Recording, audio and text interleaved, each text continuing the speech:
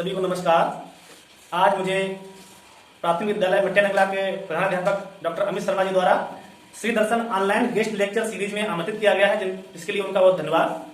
मैं आज ध्वनि परिचय पर बात करूंगा, क्योंकि हम लोग ध्वनि परिचय में बहुत सारी चीजें ऐसी हैं कि जो रहती हैं, जो हम लोग जानने के इच्छुक रहते हैं। उसमें कई लोगों के बहुत मत रहते हैं, विचार रहते हैं। तो उसमें जो मेरे पास मैंने जाना समझा इतना आज तक, तो उस पर मैं चर्चा करूंगा।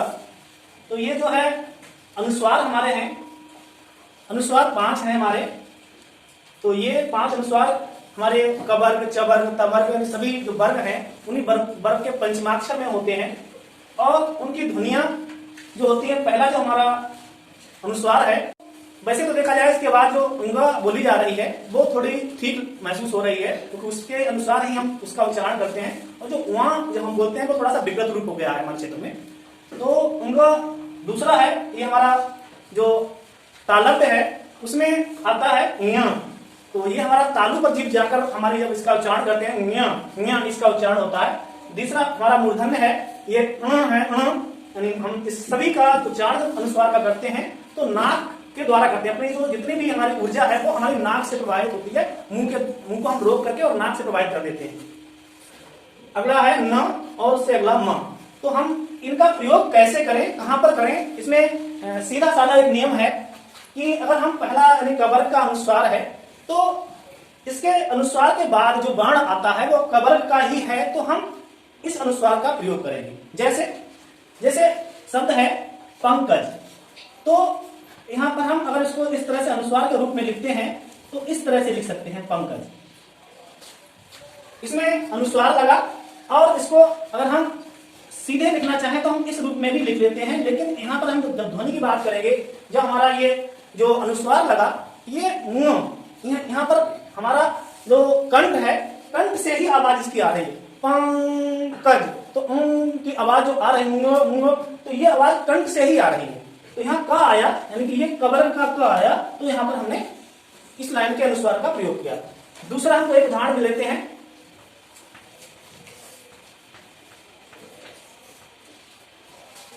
गंगा। तो गंगा में हम देखते हैं यहाँ पर भी ग आया है इसके अनुस्वार के बाद, तो गा से पहले हम इसी अनुस्वार का हम प्रयोग कर रहे हैं। अब हम इसको लेते हैं ञ को लेते हैं। तो यहाँ पे हम देखते हैं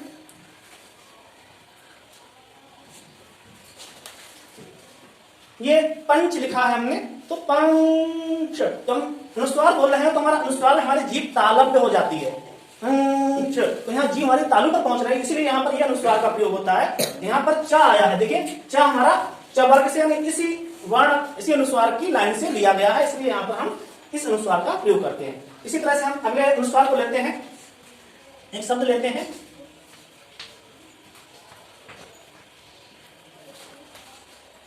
पंडित। तो यहां पर देखिए, हम जब देख पा रहे हैं ड है, इसी लाइन का वर्ण है, और इसी लाइन में हमने जब अनुस्वार का प्रयोग किया तो यहां पर हमने इस लाइन के अनुस्वार को ही लिया, यानी जिस वर्ण से पहले अनुस्वार लग रहा है वो उसी लाइन का वर्ण होना चाहिए, तो उसी लाइन का अनुस्वार प्रयोग होता है। अगला हम देखते हैं न है, इसमें हम एक शब्द लिख दे रहे हैं जिसमें दोनों प्रयोग हो जा रहे हैं।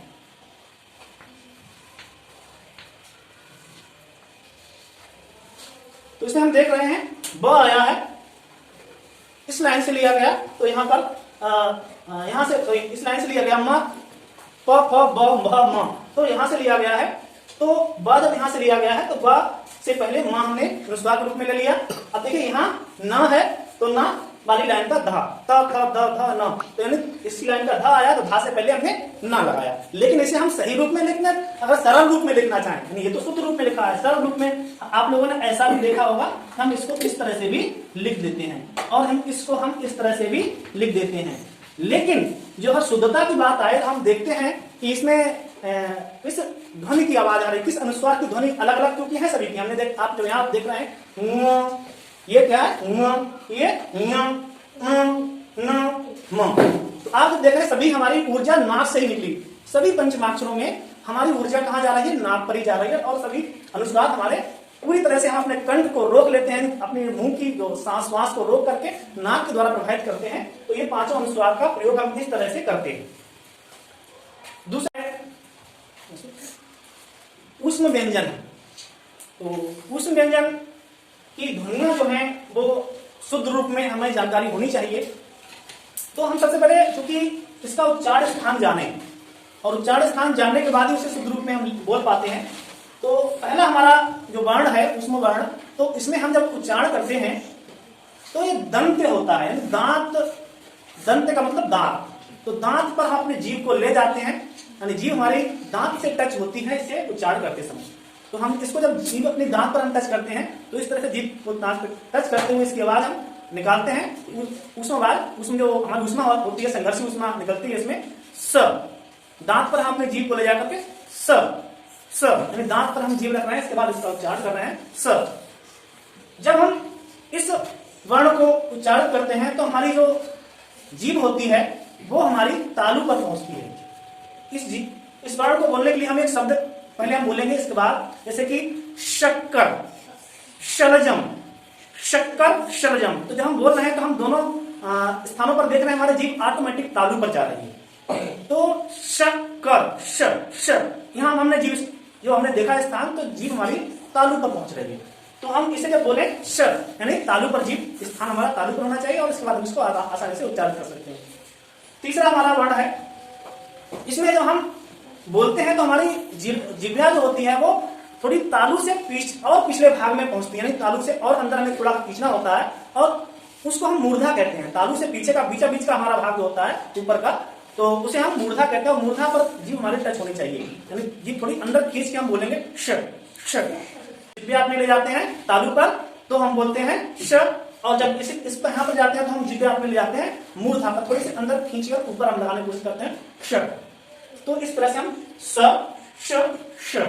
तो इस तरह से हम तीनों का उच्चारण जो है स्थान देख करके अगर हम थोड़ा सा शुरू से ध्यान करके उनको हम बोले तो आसानी से हम अपने जीवन में कभी भूल नहीं सकते और सही उच्चारण कर सकते हैं। श्री दर्शन ऑनलाइन गेस्ट सीरीज के सभी श्रोताओं और दर्शकों को मेरा नमस्कार, और आप लोगों ने धैर्य के साथ मेरी बात को सुना और उसके लिए सभी को धन्यवाद।